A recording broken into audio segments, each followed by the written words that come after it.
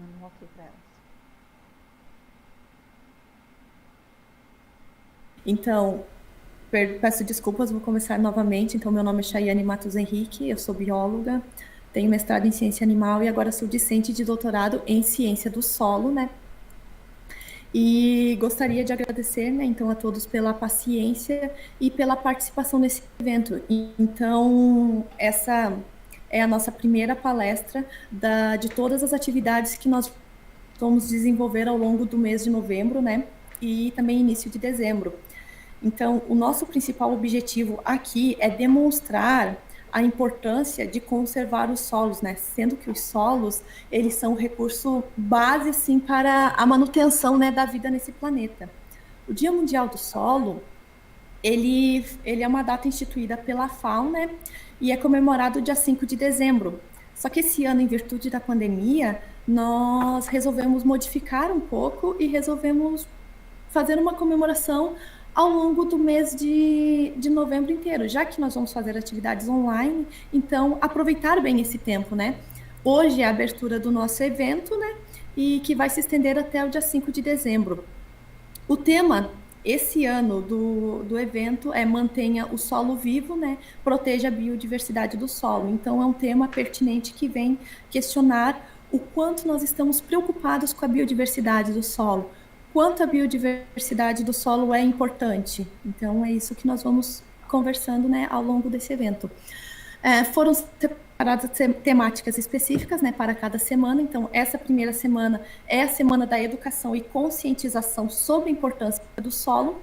A segunda semana será a semana da poluição do solo e da água. A terceira semana, conservação do solo e segurança alimentar. E a última semana, né, encerrando o evento, é biodiversidade do solo e os serviços ecossistêmicos. Hoje eu vou ser, então, a mediadora da palestra A Vida Secreta do Solo, ensinando sobre biodiversidade. Essa palestra será conduzida pela professora e doutora Júlia Niemeyer. Então, a professora Júlia, ela possui graduação, né, em Ciências Biológicas, especialização em Metodologia do Ensino Superior, mestrado em Ecologia e Biomonitoramento e doutorado em Biologia e Ecologia pela Universidade de Coimbra. Atualmente, a professora Júlia é professora adjunta da Universidade Federal de Santa Catarina, o campus de Curitibanos, né? E atua no programa de pós-graduação em ecossistemas agrícolas e naturais dessa mesma instituição. Tem experiência na área de ecologia, né, e ecotoxicologia e atua dentro dos seguintes temas: ecotoxicologia terrestre e aquática, biomonitoramento e análise de risco ecológico. Professora Júlia também conduz o projeto de ensino e extensão A Vida Secreta do Solo, que tem por objetivo ensinar os alunos do ensino básico sobre a biodiversidade do solo. Professora, gostaria de lhe informar que a senhora tem entre 30 e 40 minutos, né, para a explanação do seu tema e desde já gostaria de lhe agradecer pela disponibilidade em eu poder ser sua mediadora. Muito obrigada. Boa noite a todos. Vocês me ouvem bem, Chayane? Sim, Sim. professora. Vou passar, então, a apresentação aqui. Em primeiro lugar, eu quero agradecer a organização do evento por esse convite, agradecer aos participantes aí que estão no chat. É uma satisfação poder estar aqui hoje, né, como primeira palestra aqui desse evento grandioso, né, que vai nos acompanhar aí nas próximas semanas, e falar de um tema tão importante que é a educação em solos. Então, vou passar aqui, vamos abrir a apresentação. E aí, qualquer problema, vocês... Pessoal. Tá bom, qualquer coisa, vocês me avisem daí aqui. Pessoal, então, essa palestra ela vai ser dividida em algumas partes, né? A gente vai iniciar falando de diversidade no solo, depois sobre educação em solos, como começar um projeto, né? As oportunidades que a gente tem de falar sobre esse tema, e uma troca de experiências do projeto A Vida Secreta no Solo, que é esse projeto de extensão que a gente conduz aqui em Curitiba. Não, aqui para nós a sua transmissão tá normal, professora, também está passando. Tá bom. Então, pessoal, qual que é a motivação, né, da gente falar sobre educação em solos nessa primeira semana? Muito do conhecimento produzido, ele acaba ficando em livros e artigos e não chega até a comunidade em geral, ou até as escolas. Então, é um desafio para a gente hoje levar um conhecimento de uma linguagem mais acessível, né, e atingir outros públicos que estejam envolvidos com a conservação do solo. Além disso, esse evento ele faz parte, então, das comemorações do Dia Mundial do Solo, que é dia 5 de dezembro. Então, a gente está começando a programação antes aí.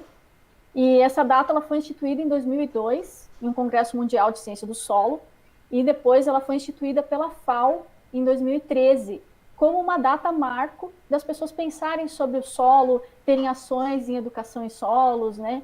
E a gente tentar disseminar o conhecimento, na verdade, durante o ano inteiro, né? Mas essa data ser um marco para a gente refletir sobre isso. Bem, o solo é um recurso precioso que demora centenas de anos para ser formado. Então, 1 centímetro de solo ele demora de 100 a 400 anos para se formar, né? Através do intemperismo das rochas, né? Dessa formação. Então, com a participação também dos organismos vivos. Mas, então, é um recurso que, cada vez que a gente perde 1 centímetro de solo, ele não vai se repor durante o nosso tempo de vida. E o solo é um sistema vivo. Então, se a gente pensar nas catástrofes aí que a mídia tem noticiado, né? Desde esses desastres das barragens até os incêndios que a gente tem observado aí na televisão, nós podemos pensar assim, o quanto se perde desse recurso, né? Seja a camada de solo superficial e viva, né, ou mesmo os organismos que estão lá com a questão dos incêndios. Então, o que a gente pode fazer para mobilizar as pessoas para pensarem sobre esse recurso?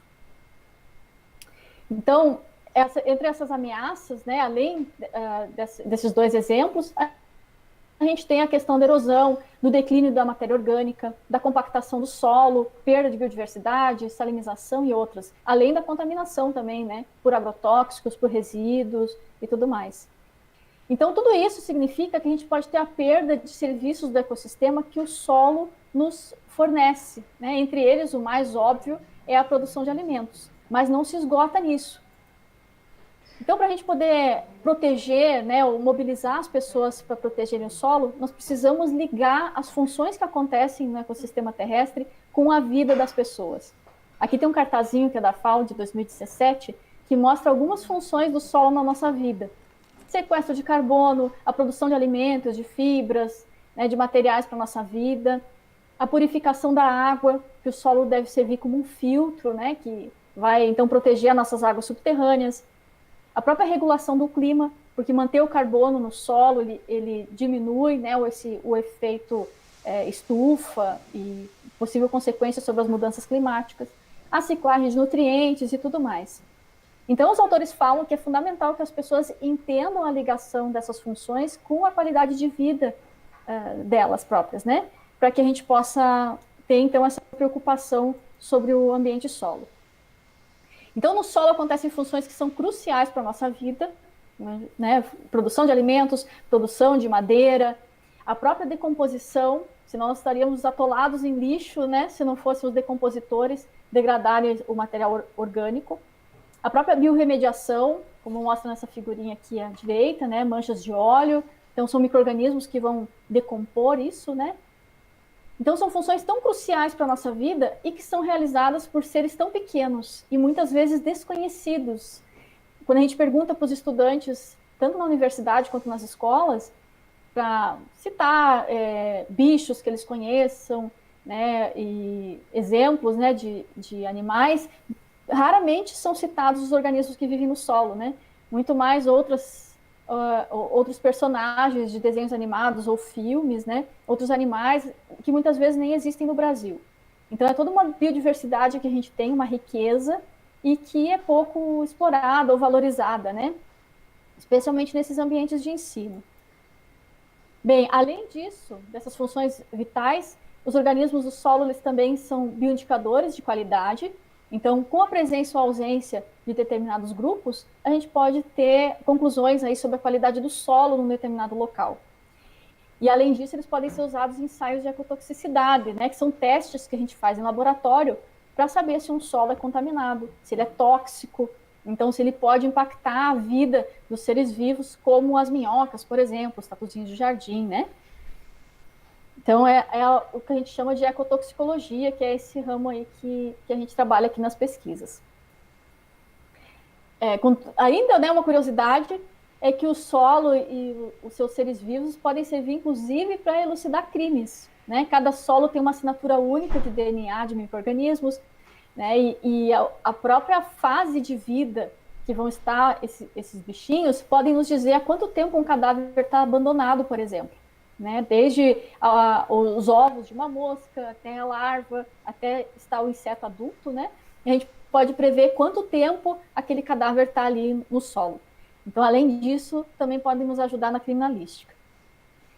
Então, conhecendo um pouco sobre a biodiversidade no solo, né? Quem são esses organismos, que funções que eles fazem, a gente tem um mundo complexo sob os nossos pés, e são diversas espécies que estão ali, algumas cavando túneis, outras fragmentando, né, quebrando o folhiço, a palha no solo, outros são predadores, se alimentam de outros animais, outros são herbívoros, e eles vão servir de alimentos para os animais maiores também. Então, as espécies desempenham funções importantes.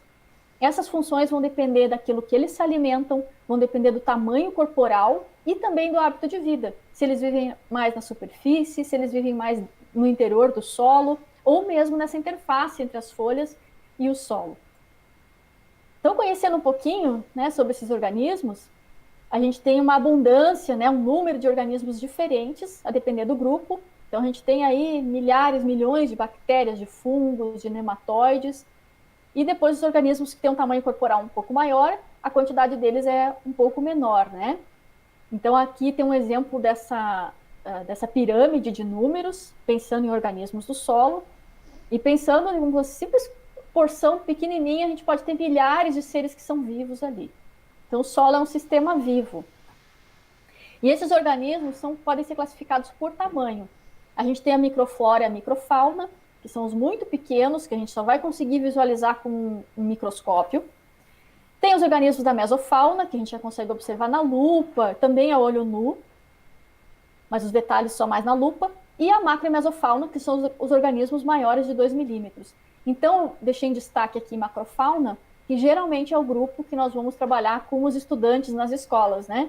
Não vamos precisar de equipamentos caros, a gente pode observar a olho nu, e são organismos mais conhecidos também. Aqui entram as minhocas, as formigas, né, os coleópteros, os besouros, vão entrar nesse grupo.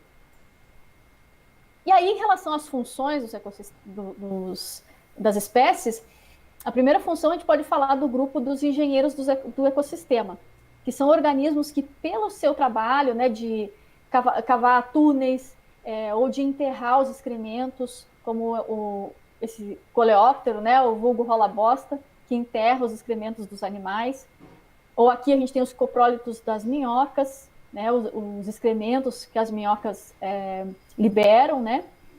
Aqui tem uma minhoca mostrando o túnel que ela está cavando, então buscando material na superfície, levando para dentro do solo, e com isso também abrindo poros, né, que vão favorecer a penetração da água, a penetração das raízes e a própria aeração do solo. Então, nesse grupo dos engenheiros do ecossistema vão entrar cupins, vão entrar as formigas, os coleópteros e as minhocas, né, especialmente. Eles são animais, então, organismos que vão modificar a estrutura física do solo e vão favorecer também a vida de outros seres vivos a partir da vida deles. Outros dois grupos funcionais que a gente tem são os decompositores e os fragmentadores. Então, eles são fundamentais para que ocorra a ciclagem de nutrientes nos ecossistemas. A gente tem organismos que vão fragmentar as folhas, né, a palha, todo o material vegetal morto na superfície do solo. Então, aqui à direita, né, minhocas, os diplópodos, que são piolho de cobra, tatuzinho de jardim, aqui tem alguns cupins. E os organismos que são os decompositores, como os fungos e as bactérias, que vão fazer essa parte final aí de liberar os nutrientes para que as plantas possam aproveitar. Então, também fundamentais, né, para a nossa vida e para a vida dos ecossistemas. E aqui tem um exemplo, né, de grupos de decompositores, onde vem termos bem interessantes, que geralmente o pessoal vê isso na faculdade, né, não é comum a gente trabalhar isso nas escolas, mas que tem a ver com resistência, resiliência e redundância funcional. Quando a gente olha bem à esquerda, essa imagem do folhiço, a gente vê o seguinte, mesmo... Aqui tem alguns grupos, né, que estão transformando, né, essa serrapilheira, o folhiço, transformando em adubo. Então, mesmo que alguns desses grupos faltem, muitas vezes o ecossistema ele consegue ser resiliente. Ele tem redundância funcional, ou seja, ele continua produzindo lá o adubo final. Porém, tem um limite, né? Quando a gente perde determinadas espécies, o ecossistema não consegue mais fazer as suas funções. Então, aqui à direita, a gente tem uma imagem, né, de manchas de óleo de um solo contaminado, onde no primeiro exemplo existem os fungos que vão decompor aquele óleo e vão permitir que o solo fique limpo, né, no final de um período. E numa situação onde esses fungos estão ausentes, não existe essa degradação. A gente poderia falar também em relação aos agrotóxicos. São fungos e são bactérias que vão fazer essa degradação no solo. Então, pensando em quão importantes são esses organismos, né? E por isso que a gente parte do princípio de que quanto mais espécies presentes num ecossistema, maior a sua redundância funcional, maior a sua resiliência, né, em relação às mudanças que vão acontecer. Aqui mais alguns grupos funcionais, né, organismos que são predadores, organismos que são herbívoros e os microrreguladores, que vão se alimentar de micro-organismos, né, de bactérias, de protozoários, e que vão regular, então, os processos ecológicos no solo. Alguns desses também têm a função de controle biológico. Então, como eles regulam as populações que são as presas, né, que são os alimentos deles, não existe nenhuma espécie que vai, então, se multiplicar tanto a ponto de se tornar uma praga. Então, eles são importantes aí para a regulação desses processos, né? Além disso, a gente tem também os microsimbiontes, que são organismos que vivem em associação com as plantas.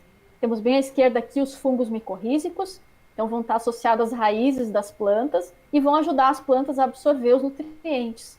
Então é fundamental para o crescimento de maior parte das espécies arbóreas, né, entre outras. E aqui à direita a gente tem as bactérias fixadoras de nitrogênio, que ficam nas raízes das plantas, né? Nesse caso são as bactérias que são simbiontes, então, de plantas, mas a gente também tem bactérias fixadoras de nitrogênio que são livres no solo. Então, com essa fixação de nitrogênio, elas aumentam a concentração de nitrogênio no solo e, por isso, melhoram a qualidade do solo, né? Na adubação verde, por exemplo. Aqui embaixo tem mais um exemplo da função dos fungos no solo. Esses fungos, né, não necessariamente vão ser simbiontes, mas para mostrar que a presença desses fungos se alimentando aí de substâncias liberadas pelas bactérias, eles vão ajudar na estrutura de agregados. Então, o que são os agregados? São essa estrutura em grânulos que o solo vai ter. Então, se ele está bem agregado, ele vai ser menos vulnerável aos problemas de erosão, por exemplo, né? Vai conseguir reter mais água e nutrientes também quando ele tem essa estrutura, tá? Então, só para falar da importância desses organismos aqui tão pequenos, que a gente só vai conseguir visualizar eles ao microscópio, né? E nenhuma espécie é uma ilha. Se a gente olhar para a engrenagem de um relógio, a gente vai ver que tem várias engrenagens trabalhando em conjunto. E assim também é nos ecossistemas. As espécies, uma favorece a outra, né? Elas vão trabalhando em conjunto. Então, o solo não é uma caixa preta, ele tem como se fossem engrenagens, né? Então, umas espécies vão favorecendo as outras, também vão atuando na regulação do clima, na produção vegetal, no suporte do habitat, então pela questão dos poros, da estrutura, e tudo isso está relacionado à vida humana. E o homem também, né, vai interferir, o ser humano vai interferir nesse processo, a gente é parte dessa engrenagem. Então a gente precisa conhecer, entender essas relações para a gente poder proteger e também poder consertar nas questões onde a gente tem impacto na qualidade do solo. Aqui tem dois exemplos do uso, né, do solo pelo ser humano, para o plantio, que seria o plantio direto versus o plantio convencional. Qual que é a diferença? No plantio direto, a gente tem alguns princípios, que é um revolvimento mínimo do solo, a manutenção da palha, né, do material orgânico na superfície, a rotação de culturas. Então, o que isso favorece a nossa fauna? Não vai ter uma incidência de sol e de calor direto no solo, né, e para esses bichinhos que vivem lá. Então, a manutenção de uma temperatura mais amena, a manutenção da umidade no solo, a manutenção do material orgânico, que vai servir de alimento para esses bichos todos, né?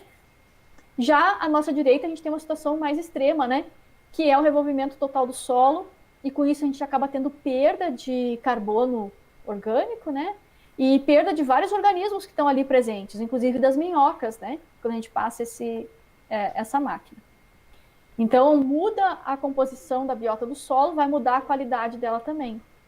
E um solo, assim, sem uma proteção, né, um solo descoberto, ele está mais vulnerável à erosão, à perda dos nutrientes, né, pela chuva, ou mesmo a perda aí de toda essa biota, né, todos os organismos vivos, pelas mudanças bruscas de umidade, de temperatura. Tá? Então, é um exemplo de como a gente pode tentar manejar o solo de uma maneira mais inteligente. E como é que a gente pode estudar os grupos, então, né? Quando a gente quer monitorar uma situação, a qualidade do solo de um determinado local, a gente tem algumas estratégias. Bem, primeiro que a gente também tem que monitorar questões relacionadas a pH, temperatura, ao material orgânico, a estrutura física do solo, né, a porosidade, a compactação. Mas quando a gente vai estudar os grupos de organismos vivos, a gente tem algumas estratégias. Uma delas são as armadilhas de queda, que a gente chama de pitfalls, que a gente coloca, né, um copinho que é enterrado no solo e a gente pega os organismos que caminham na superfície e vão cair ali dentro. Outra forma de se estudar é a gente escavar o chamado monólito e observar os organismos que estão aqui nas camadas. Então, nos estudos, né, nos trabalhos de educação em solos, são metodologias baratas e simples que a gente pode lançar mão para mostrar para os estudantes, né? A interação dos organismos com as raízes das plantas, os túneis, né, que os organismos fazem. A gente pode, inclusive, ver, né, discutir algum grau de compactação, a cor do solo, se ele tem mais matéria orgânica ou menos, ou que tipo de solo ele parece ser, mais argiloso, mais arenoso. Então, o tocar o solo, né, e fazer essas observações é muito importante a gente levar isso para os estudantes. E aí, a depender dos organismos, a gente consegue triar e ver a olho nu, né, selecionar aqui numa bandeja, e outros a gente pode ir para uma lupa, então, se a gente dispor desse equipamento. Tem outros grupos que são a mesofauna, que são aqueles de um tamanho intermediário, né, que a gente coleta uma porção de solo e coloca num funil com uma lâmpada. E com esse gradiente de temperatura, a gente faz com que esses bichinhos caiam para baixo desse funil e caiam no nosso amostrador, né, que pode ter álcool, 70%, por exemplo, para conservar. E depois a gente observar na lupa. Aqui embaixo tem um exemplo desses funis improvisados, né, que a gente também pode fazer em qualquer lugar. Mas aqui o ideal seria a gente ter a lupa, então, para observar esses organismos depois dessa coleta. Depois tem outros grupos de micro-organismos que, para estudar bactérias e fungos, né, por exemplo, a gente tem outras tecnologias mais avançadas, como análise de DNA, ou meios de cultura. Nem sempre, né, as escolas dispõem disso, mas na internet existem receitas de se fazer esses meios de cultura, né, em placas de Petri, a partir de batata ou outros materiais que a gente dispõe, né, com caldos nutritivos. Então, formas alternativas de se estudar isso, ou pelo menos demonstrar para os estudantes, né, o crescimento desses micro-organismos no ambiente. É uma forma de se fazer isso, né? Então, para a gente discutir um pouquinho sobre educação em solos e como a gente pode começar a fazer um projeto para levar esse conhecimento para a comunidade, né? O primeiro passo é a gente escolher o nosso público-alvo. Para quem que a gente vai falar? Vão ser para crianças, para professores, para agricultores, né, ou para tomadores de decisão, enfim. E a partir do público-alvo, a gente escolher qual que vai ser a diretriz. Então, nas escolas, né, existem os planos curriculares, os planejamentos para cada turma, né, para cada ano. Então, a gente costuma trabalhar com o terceiro e quarto ano do ensino fundamental, que eles trabalham o solo, né, na disciplina de ciências. Então, a gente tem que buscar essas diretrizes para também oferecer o conteúdo adequado, a linguagem, a depender do público que a gente vai falar, o formato, se vai ser em forma de aulas, se vai ser em forma de vídeo, de jogos, e também considerando o contexto onde esse nosso público-alvo está inserido, né? Pensando na realidade, se são estudantes de uma escola de campo, se são pessoas da cidade, como é que a gente pode fazer esse link com a fauna do solo. E a partir disso, buscar boas referências. E aí a gente vê que na internet tem várias iniciativas interessantes, né, que podem nos ajudar com materiais. Uma delas é o próprio site da Sociedade Brasileira de Ciência do Solo, da CS, que a gente tem livros que podem ser baixados lá, tem sites também, tem artigos. E aqui eu destaquei o Global Soil Biodiversity Initiative, que é uma iniciativa global para estudo da biodiversidade do solo, que tem esse atlas grande que está aqui no slide, que a gente pode baixar de graça da internet. Tá? É um atlas ilustrado, ele é em inglês, mas ele é uma fonte riquíssima de informação para a gente usar nas nossas aulas também. Tem um livro que foi lançado pela nossa Sociedade Brasileira de Ciência do Solo, que são de iniciativas de educação em solos no Brasil, que inclusive uma das organizadoras do livro vai estar conosco na quinta-feira, numa palestra aqui nesse evento, né, a doutora Fabiane. Aqui em cima tem outros 2 livrinhos, um para o público infantil, produzido pela UFLA, e outro, um guia para aulas práticas, né, uma aplicação mais para universidades. E além disso, tem um documentário bem interessante que está no Netflix, né, o Solo Fértil, que eu recomendo que vocês assistam. Mas, enfim, tem uma série de iniciativas, né, que a gente pode procurar e materiais que podem se adequar aos públicos que a gente vai falar, né? Em relação a agricultores, tem trabalhos muito interessantes na internet, mostrando não só, né, uma questão de levar o conhecimento, mas principalmente de troca. Porque aqui tem um exemplo de um artigo, né, sobre a percepção de agricultores sobre as minhocas e do seu papel no solo. E nesse artigo, então, tem um relato das pessoas sobre quais espécies acontecem em determinados locais, ou que indicam uma determinada qualidade do solo. É muito interessante, né? Foi um artigo científico que buscou esse conhecimento tradicional e relatou ele em paper. Então é interessante a gente pensar na realidade das pessoas, quando for levar esse conhecimento, né? Traduzir para a linguagem deles e principalmente ouvir, porque é nessa troca que a gente pode construir novos conhecimentos nessa área, né?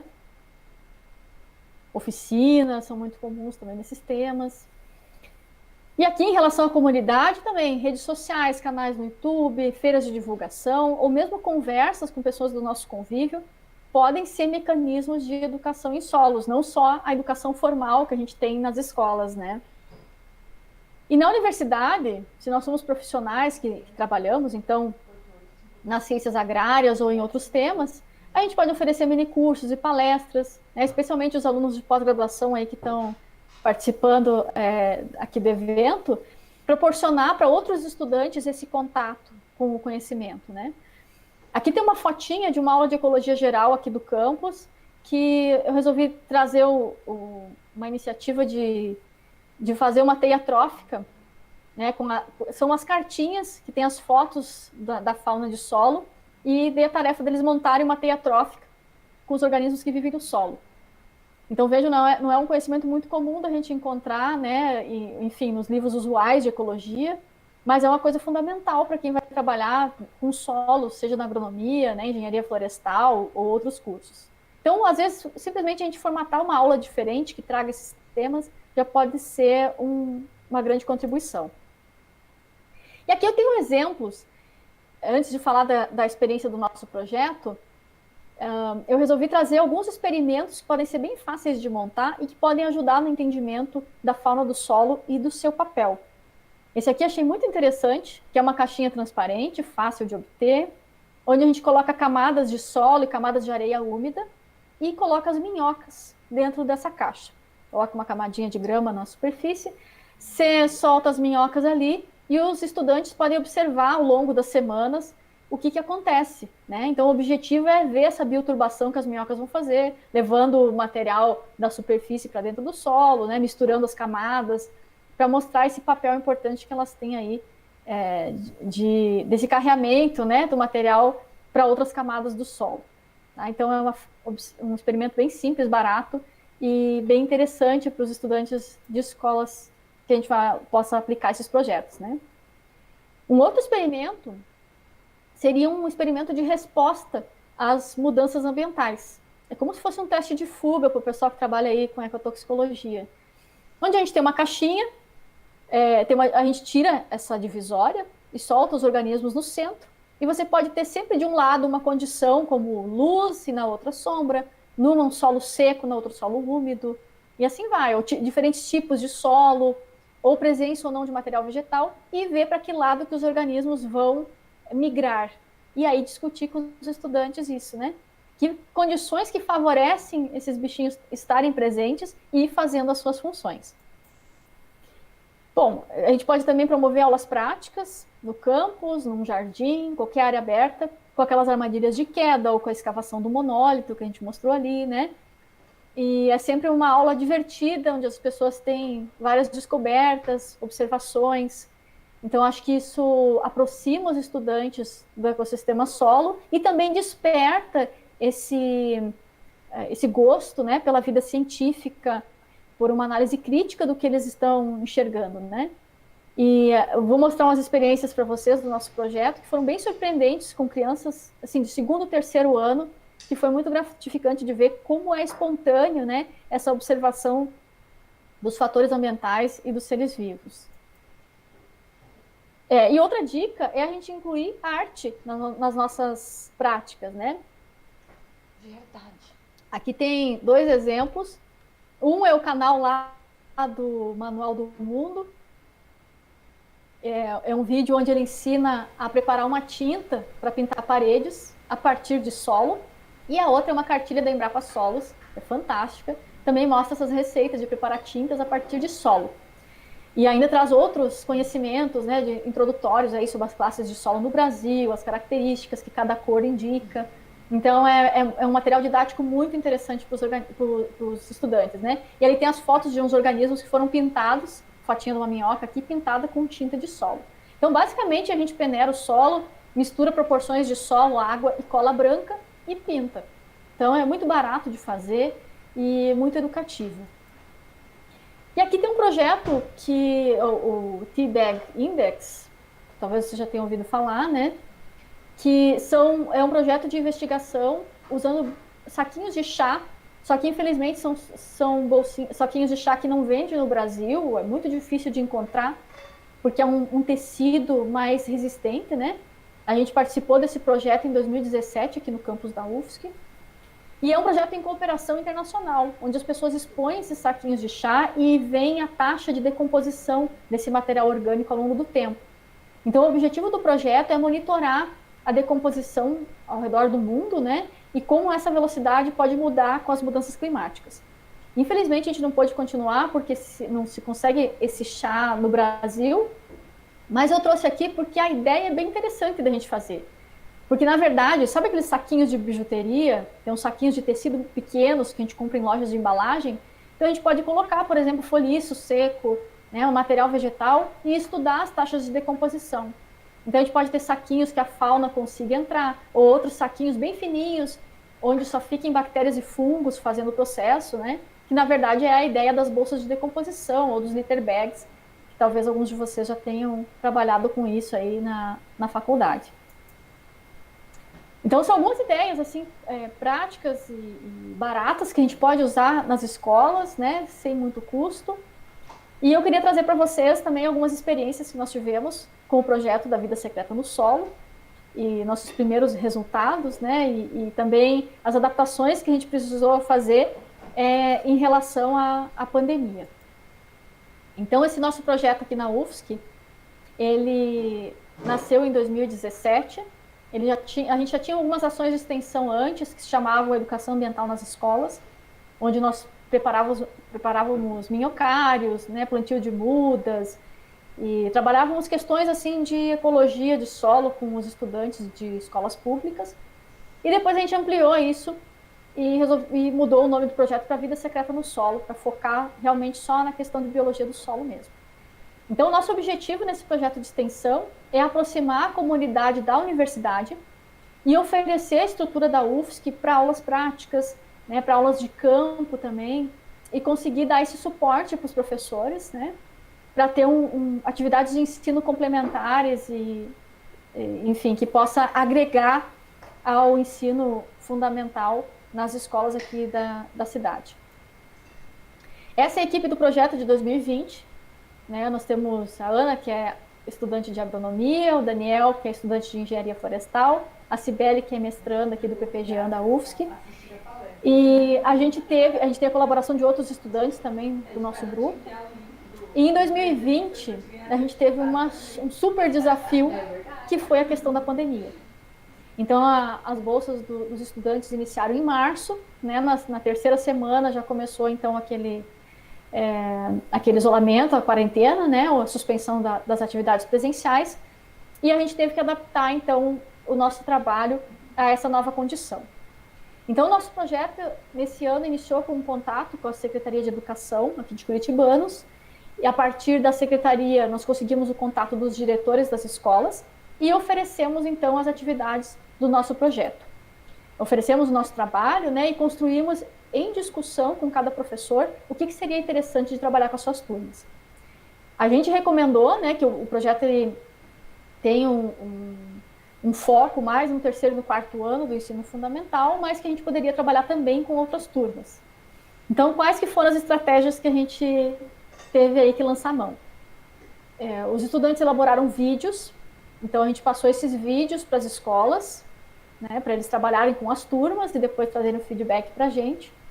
Também nos oferecemos para atuarmos em aulas online e também entregamos atividades, né, no sistema de drive-thru aí, como não tinha o contato, né, não tinha nada presencial, atividades que as pessoas geralmente não têm impressora em casa, né, e eram atividades aí de cruzadinhas, de caça-palavras, para os estudantes poderem trabalhar os temas.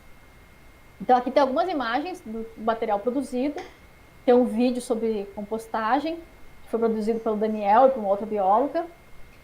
Aqui tem uma fotinha de uma aula síncrona, né, com uma turma de uma escola aqui de Curitibanos, e como funcionou. Então, geralmente, a gente passava os vídeos para os professores antes, os alunos assistiam, e a gente entrava na aula síncrona com eles. Também tínhamos alguns slides para estimular, né, a discussão, mas na maior parte das vezes eles não eram necessários. Aqui também foram algumas atividades que os estudantes fizeram, né, de palavra cruzada, de caça-palavras. Então, a gente costuma fazer atividades que envolvam português, em algumas outras situações envolvemos matemática, cálculo, para que os professores possam usar em diversos momentos dentro das suas aulas, né? Não numa aula de ciências específica, mas em aulas de outros assuntos também, né? De outras matérias, vamos dizer assim. Tá? Esses materiais, eles estão disponíveis, quem tiver interesse pode entrar em contato que a gente passa para vocês. E uma atividade interessante foi o Desperte o Cientista em Você. Então, foram os alunos que fizeram esse roteiro de aula, né? Onde eles pediam os alunos do projeto, né? Pediam para as crianças observarem durante uma semana no jardim de casa todos os bichinhos que eles encontrassem no solo. E que desenhassem esses bichos, anotassem o nome popular, né? Tentassem falar sobre o que eles fazem no solo, sobre os seus hábitos, e depois tentar descobrir a função. Então, nas aulas síncronas, a gente discutiu com eles o que eles encontraram no jardim de casa. E os nossos resultados, gente, foram surpreendentes. É incrível, né? Vários autores falam isso, que as crianças têm uma capacidade de observação e de traçar relações realmente surpreendentes. Eu vou mostrar um pouquinho para vocês do que as professoras nos enviaram de volta. Então, a gente teve 3 escolas que estão mais atuantes com a gente nisso, né? Uma delas é a Escola Rotary, no 3º ano, da professora Thaís. E olha o relato que os estudantes fizeram, tá? Crianças de 3º ano. Eles falaram sobre os predadores e as suas presas, falaram sobre as estruturas biogênicas, claro que não com essas palavras, né? Mas eles falaram dos formigueiros, dos buracos de minhoca, das observações que eles fizeram, né, em relação a essas estruturas. Chegaram a relatar que coisas como o solo mais escuro tinha mais minhocas, o solo mais úmido tinha mais bichinhos, né? Então, com essa relação dos fatores abióticos com a presença da fauna. E também as relações planta-animal, né? Plantas-organismos. Que os bichos estavam concentrados na raiz da planta, onde tem mais plantas e folhas tem mais bichos. Então, começar a construir, né, a partir das observações deles, é uma aprendizagem que é significativa, né? E as professoras também falavam para a gente que eles ficavam muito estimulados nessas aulas, teve aulas que duraram 1h30 mais, e que não é muito comum no ensino remoto conseguir prender a atenção deles por tanto tempo. Aqui na Escola Fundamental do SESC, do 2º ano, professora Silvana, durante essa aula surgiram várias perguntas, né? Os alunos eram bem questionadores, perguntaram como fazer para aumentar a produtividade do solo, se os bichinhos do solo ajudavam na formação do solo. Olha que interessante isso. Do que as minhocas se alimentam, como que as minhocas nascem. E aí relatos de novo, né? Embaixo de uma pilha tinha muitas minhocas. Tinha muitas folhas, tinha muitos bichos. Então a gente ia usando essas observações deles para questionar o porquê, né? Por que eles achavam que era assim. E inclusive essa turma, eles relataram muito também sobre o tipos de solo, porque eles trabalharam isso, as professoras trabalharam numa feira de ciências com eles, né? Então eles relatavam, eu acho que esse solo aqui é um solo argiloso, eu acho que esse solo aqui é um solo arenoso, essa terra lá de casa era preta, é uma terra boa para plantar. Então eles já tinham algum conhecimento sobre isso também. Que massa, e aqui a gente tem o núcleo municipal do campo, a Escola Leonisa, o 5º ano da professora Ivanice, e foi muito gratificante ver, né, que eles assistiram o vídeo sobre a compostagem e eles resolveram fazer composteiras por conta própria e mandaram os relatos. Então aqui tem umas fotos de um menino que ele montou a composteira, né, desde o início com as tábuas, aqui fez com telhado, com tudo. Aqui outras fotos de relatos de composteiras, uma outra composteira grande aqui, e 2 vídeos, né, que umas meninas enviaram pra gente. Não sei se vocês vão conseguir ouvir. Não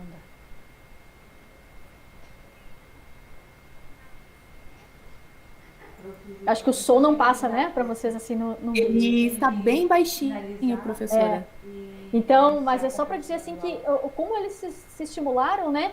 Isso não foi solicitado para eles, obviamente, que a gente não ia pedir para eles fazerem uma composteira, mas eles abraçaram a causa e construíram as composteiras em casa. Foi muito legal, e eles são crianças que vivem no campo, então foi muito bom. Então essa também é uma mensagem, né, que eu queria passar para vocês, porque na extensão, quando eu iniciei em projetos de extensão, a gente pensava que tinha que fazer assim, coisas muito grandiosas. Eu pensava, gente, não tenho perna, né? O que eu vou fazer num projeto de extensão? Vai ser muito demandante. E, na verdade, às vezes, pequenas ações que a gente consegue fazer, ou dar apoio para professores nas escolas, a gente já consegue uma ação com resultados bem significativos. Então, o que a gente tem visto com esse projeto é que essa educação em solos ela é um instrumento valioso de conscientização ambiental, porque as crianças conseguem traçar essa relação com a vida e com o contexto onde eles se encontram. A gente acredita que essas ações, tanto para a escola quanto para os estudantes da universidade, ela traz uma reflexão sobre a realidade que a gente está inserido, né? E, enfim, melhora a nossa própria atuação profissional. Quanto mais essas atividades elas levarem em conta a realidade dos estudantes, maior foi o engajamento deles, né? Então, partir das experiências dos estudantes para fazer essa discussão, ela é muito importante. E uma coisa interessante foi que a atividade à distância, elas nos ajudaram a atingir um público muito maior. Nós temos uma escola em Bombinhas agora, que esses vídeos e as nossas atividades estão sendo trabalhadas com várias turmas, né? E, enfim, a gente tem visto isso nas palestras também. A gente consegue contactar pessoas, né, estudantes, em locais muito distantes fisicamente da gente, né? E esse é um recurso que sempre teve durante o período presencial, mas que talvez a gente tenha explorado pouco. E agora com a pandemia, espero que pelo menos isso fique, né? As coisas ruins vão embora, mas que essa ligação, né, entre a gente em rede, em locais, pessoas que estão distantes, a gente consiga manter. Eu finalizo aqui com um trecho do livro da Pedagogia da Autonomia, do Paulo Freire, que diz o seguinte: a alegria não chega apenas no encontro do achado, mas faz parte do processo da busca. Ensinar e aprender não pode dar-se fora da procura, fora da boniteza e da alegria. Então, um processo de aprendizagem, né, gente, em meios assim não formais ou em meios lúdicos, a gente não pode perder isso e eu acho que essas são as oportunidades mais valiosas que a gente tem de levar esse conhecimento, né? Usar da criatividade, e agora nesse evento aqui a gente está vendo o trabalho dos estudantes envolvidos, né, com formas tão criativas de levar o conhecimento em solos. Então, com certeza, a gente pode inventar ainda mais, né? E não uma aula convencional, né, como a gente talvez pense num primeiro momento. Então, eu gostaria de agradecer a atenção de vocês. Espero que tenha bastante participações no chat aí para as perguntas agora, essa troca, né, e ouvir de vocês que experiências vocês têm tido nessa área, o que tem funcionado, né, ou dúvidas. Agradecer mais uma vez o pessoal da organização do evento e parabenizar os estudantes aí que estão à frente da organização, parabéns.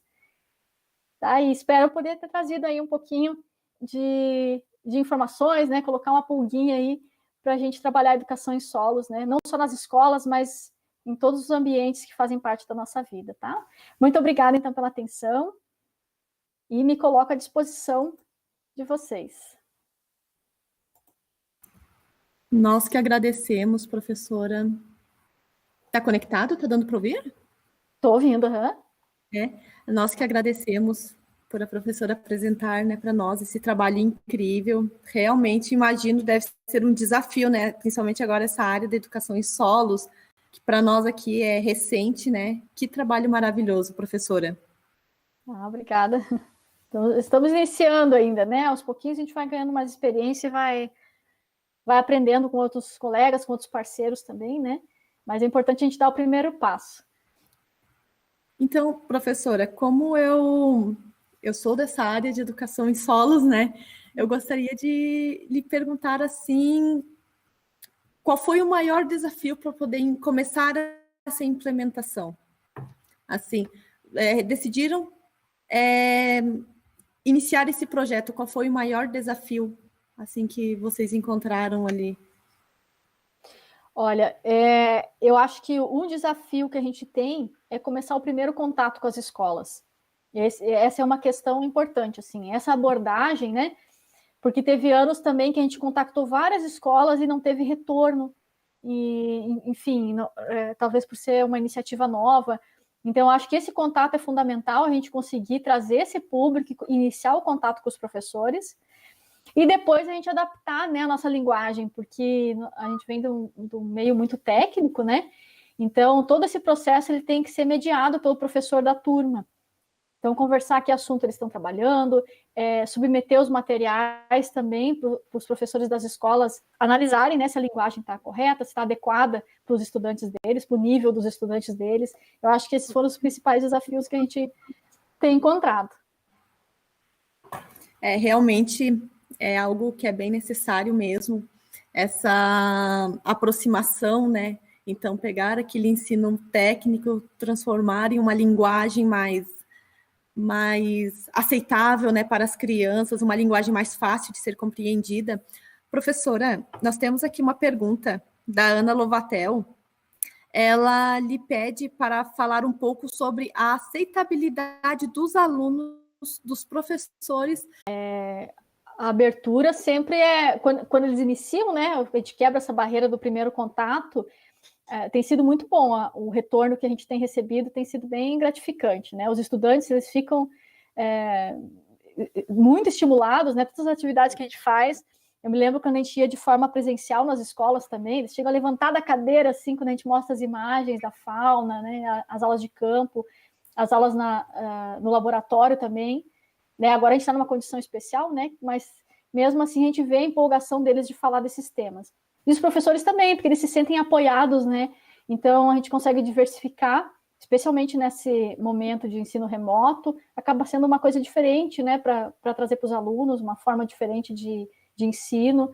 Então, a gente sempre teve muito apoio aqui da Secretaria de Educação também, outras atividades que a gente precisava de transporte dos estudantes aqui para trazer para o nosso campus, né? A gente sempre teve muito apoio de todos os envolvidos aí.